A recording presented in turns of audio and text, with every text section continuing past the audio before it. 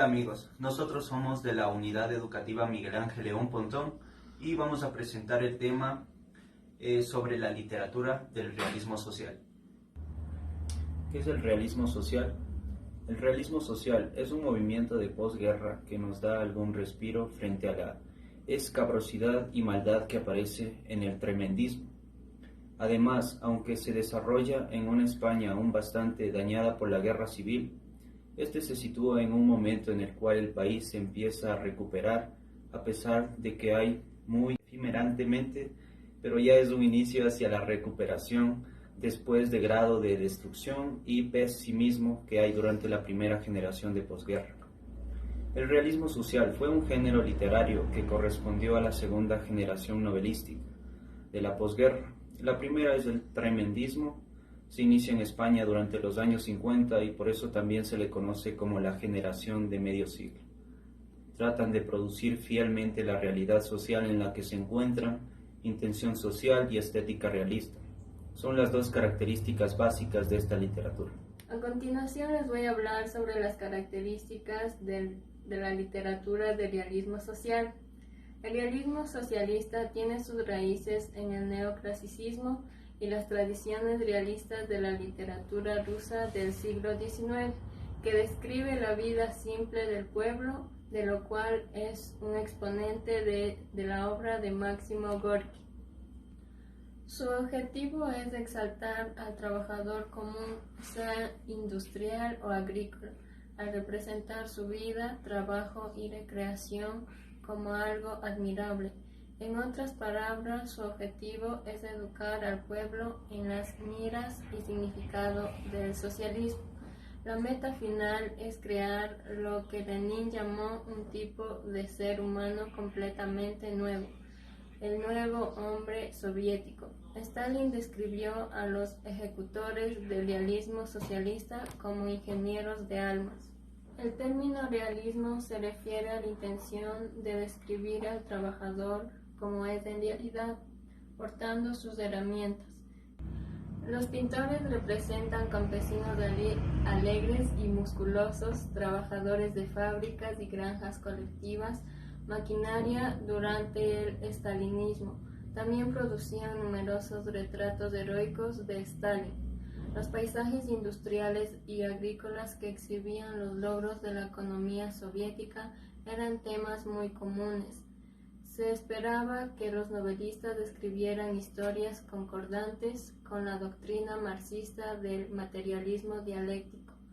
Los compositores de música debían crear una música vivida que reflejara la vida y luchas del proletariado.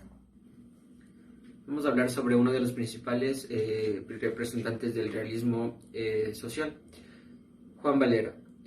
Nació en Cabra, Córdoba, en 1824. Hijo de una familia noble, estudió Derecho e ingresó en el cuerpo diplomático, desempeñando diferentes misiones en varios países europeos y americanos. Fue miembro de la Real Academia Española. Comenzó a escribir cuando ya tenía 50 años y murió en Madrid en 1905. Fue un hombre culto y refinado, de espíritu equilibrado y libre. Su inteligencia y fino sentido estético se manifiesta en su labor como crítico y en su estilo correcto, fluido y elegante, aunque a veces adolece de vigor y calor humano. Su primera obra fue Pepita Jiménez, en la que un joven seminarista conoce a una mujer con la que su padre, que es viudo, piensa casarse. El joven va enamorándose poco a poco de ella, y tras largas luchas interiores entre su vocación religiosa y su amor, triunfa al último. Juanita la Larga narra un tema clásico, el amor entre un hombre y una joven que se enfrentan a las adversidades para defender su amor. Recrea Valera un ambiente arcádico forjado con sus recuerdos de adolescencia y juventud, con una mezcla de lenguaje culto y coloquial que hace amenísima su lectura. Villalegre, identificada por la crítica con las poblaciones de la infancia y juventud de Valera. Cabra o Doña Mencía es un paraíso, con ciertas limitaciones como el cacique, el respeto por el orden social establecido o el qué dirán. En la novela tiene cabida elementos de todas las tendencias narrativas del siglo XIX, con preponderancia del humor bajo la forma de la ironía, la sorna o el sarcasmo, según qué personajes y situaciones. En una obra idílica, alegre con ninguna otra obra del autor, sin el menor dejo de amargura, y la más verídica en cuanto a emociones en el contexto de la vida rural que ningún escritor realista pudo realizar.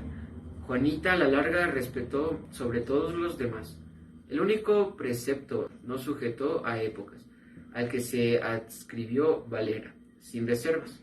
La novela debe ser independiente de toda ideología o directriz intelectual para que conserve en toda su pureza su naturaleza de obra de arte autónoma, es decir, el arte por el arte, tan perfectamente definido y desarrollado en la obra crítica de Valera, un autor que cultivó con acierto todos los géneros narrativos.